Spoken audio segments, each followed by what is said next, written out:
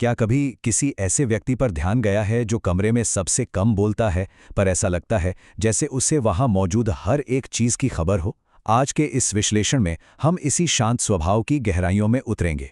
ये चर्चा एक ऐसी आंतरिक यात्रा के बारे में है जहां शुरुआत में तो खामोशी एक कमी सी लगती है, लेकिन धीरे धीरे वही एक सबसे बड़ी ताकत बन जाती है। एक आम धारणा बनी हुई है कि शांति का सीधा सा मतलब है कि दिमाग में कुछ नहीं चल रहा, लेकिन सच कहूं तो सच्चाई इसके बिल्कुल उलट होती है। आज हम इसी दिलचस्प मनोविज्ञान को बहुत ही आराम से समझेंगे। असल में सवाल ये है कि आखिर क्यों कुछ लोग शब्दों का इस्तेमाल इतना कम करते हैं, लेकिन उनकी नज़रों से कुछ नहीं छुपता। बाहर से देखने पर जो चीज़ बिल्कुल शांत और स्थिर लगती है, वही अंदर से विचारों की एक बेहद तेज़ी से चलने वाली और सक्रिय दुनिया हो सकती है। बाहर की खामोशी और अंदर का शोर, इन दोनों के बीच का जो अंतर है ना, वही आज के हमारे इस विश्लेषण का मुख्य केंद्र है।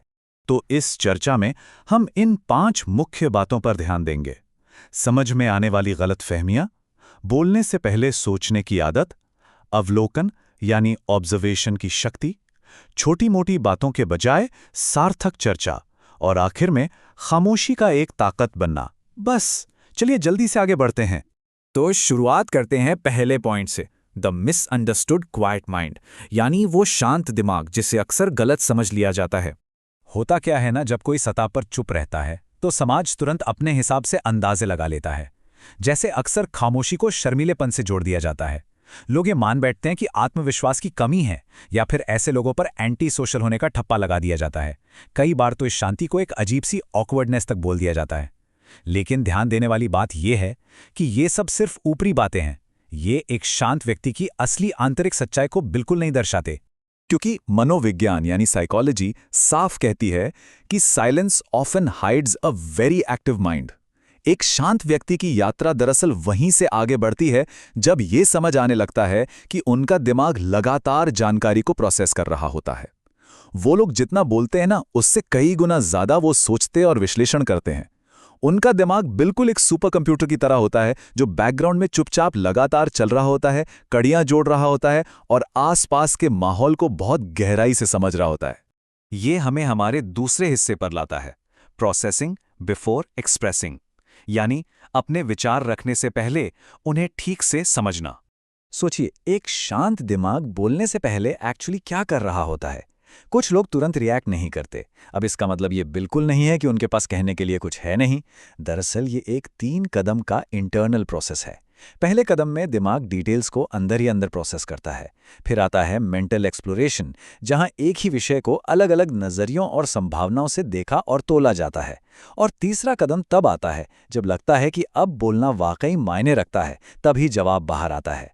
इस ठहराव और समय लेने की वजह से ही उनके जवाब इतने सटीक होते हैं। और इस पूरी प्रक्रिया में एक बहुत ही शानदार बात जुड़ी हुई होती है। शांत लोगों पर इस बात का कोई प्रेशर नहीं होता कि उन्हें हर खाली पल को शब्दों से भरना ही है। जहां किसी भीड़-भाड़ वाले या स्ट्रेस भरे सोशल इवेंट में बाकी लोग शांति को ऑकवर्ड होने से बचाने के लिए लगातार कुछ न कुछ बोलते रहते हैं, वहीं शांत लोग इन पॉजेस के साथ बिल्कुल आराम से रहते हैं। उन्हें शांति से कोई डर नहीं लगता।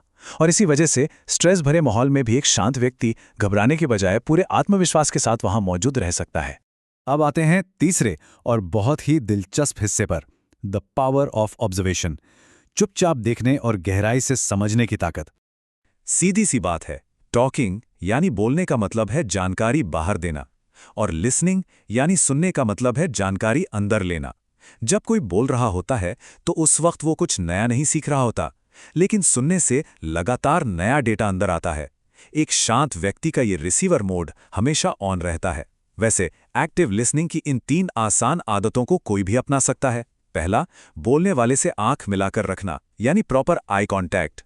दूसरा, बात को बीच में बिल्कुल ना टोकना। और तीसरा, सिर्फ शब्दों को नहीं बल्कि बॉडी लैंग्वेज पर भी ध्यान देना। इन्हीं आदतों की मदद से समझने की शक्ति और भी बढ़ जाती है। और यही वजह है कि जब बाकी सब बातों में उलझे होते हैं, तब एक क्वाइट ऑब्जर्वर ऐसी बातें नोटिस कर लेता है जो आमतौर पर सबसे छूट जाती हैं।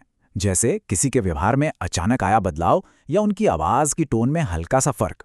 फर्ज कीजिए, एक मीटिंग चल रही है और एक व्यक्ति पूरे कॉन्फिडेंस से भाषण दे रहा है, लेकिन वहां बैठा एक शांत ऑब्जर्वर दिखता है कि उसने अपने कॉफी कप को तनाव में कितनी जोर से पकड़ा हुआ है। ये छोटी सी बात सतह के नीचे की असली घबराहट को दिखा देती है। ऐसे गहरे अवलोकन से जो समझ बनती है ना, वो बहुत ही सटीक और गहरी होती है। चलिए आगे बढ़ते हैं चौथे हिस्से की तरफ, meaningful talk over small talk, यानी बेमतलब की बातों के बजाय सार्थक बातचीत। एक शांत दिमाग का सोशल फिल्टर कुछ अलग ही तरीके से काम करता है। अब किसी पार्टी का दृश्य सोचिए जहां एक तरफ मौसम या किसी नए गॉसिप पर छोटी मोटी बातें हो रही हैं। ये जो सरफेस लेवल चैटिंग है ना, ये एक डीप थिंकर की पूरी एनर्जी चूस लेती है। उन्हें ऐसी बातें खोखली लगती हैं। लेकिन वही दूसरे कोने में अगर जिंदगी के उद्देश्य या किसी दिलचस्प नए आइडिया पर इंटेंशनल चर्चा हो रही हो, तो वही शांत व्यक्ति वहां पूरी तरह से जुड़ जाता है। इस यात्रा का एक बड़ा हिस्सा यही तो है, ये पहचानना कि कब अपनी ऊर्जा लगानी है और कब उसे बचाकर रखना है। और हाँ, हर किसी के सामने किताब की तरह खुल ना जाने के पीछे एक और बहुत बड़ा कारण होता है, सेल्फ प्रोटेक्शन। ये अपने विचारों को निजी रखने और इमोशनल सेफ्टी बनाए रखने का एक नेचुरल तरीका है। कम बोलने से इस बात पर पूरा नियंत्रण रहता है कि दूसरे लोग आपके बारे में कितना जानते हैं। इसलिए खामोशी को डर समझने की भूल नहीं करनी चाहिए। ये असल में अपने इनर वर्ल्ड को सुरक्षित रखने के लिए जानबूझकर बनाई गई एक मजबूत बाउंड्री होती है। तो अब हम आ गए हैं अपने पांचवें और आखिरी हिस्से पर, साइलेंस एज अ स्ट्रेंथ। खामोशी जब कमजोरी नहीं, ताकत बन जाए। Quiet does not mean weak. शांति का मतलब कमजोरी नहीं है। एक शांत व्यक्ति की शुरुआती उलझनों से लेकर इस हकीकत को पहचानने तक कि पूरी यात्रा यहीं आकर मिलती है। जिसे शुरू में शर्मीलापन या कम आत्मविश्वास समझा जा रहा था, वो दरअसल एक बहुत ही सक्रिय और स्ट्रैटेजिक चुनाव है। बिना वजह ना बोलना कोई कमी थोड़ी ना है। यही वो पॉइंट है जहां खामोशी खुद को पूरी तरह स्वीकार करती है और अपनी असली ताकत को पहचानती है। क्योंकि बात बहुत साफ है, जब कोई लगातार नहीं बोलता और सिर्फ तभी बोलता है जब कोई अहम बात हो, तो उसके शब्दों का वजन अपने आप बढ़ जाता है। चुने हुए और सटीक शब्द उपस्थिति को कमजोर नहीं, बल्कि बहुत मजबूत और असरदार बना देते हैं। जब एक शांत इंसान आखिरकार कुछ बोलने का फैसला करता है, तो बाकी सब लोग रुक कर सुनते हैं। उन्हें पता होता है कि ये बिना सोचे समझे निकली हुई आवाज नहीं है। इस तरह देखा जाए तो खामोशी सच में एक जबरदस्त ताकत बनकर उभरती है, जो दिखाती है कि दिमाग किस प्रभावशाली तरीके से अपना काम कर रहा है। तो इस पूरे विश्लेषण को समाप्त करते हुए एक दिलचस्प सवाल पर विचार करते हैं। अगर हम सब थोड़ा ज्यादा ऑब्जर्व करना, ध्यान से सुनना और ज़रूरत के हिसाब से ही बोलना शुरू कर दें, तो क्या हम इस दुनिया को एक बेहतर और नए नज़रिए से नहीं समझ पाएंगे?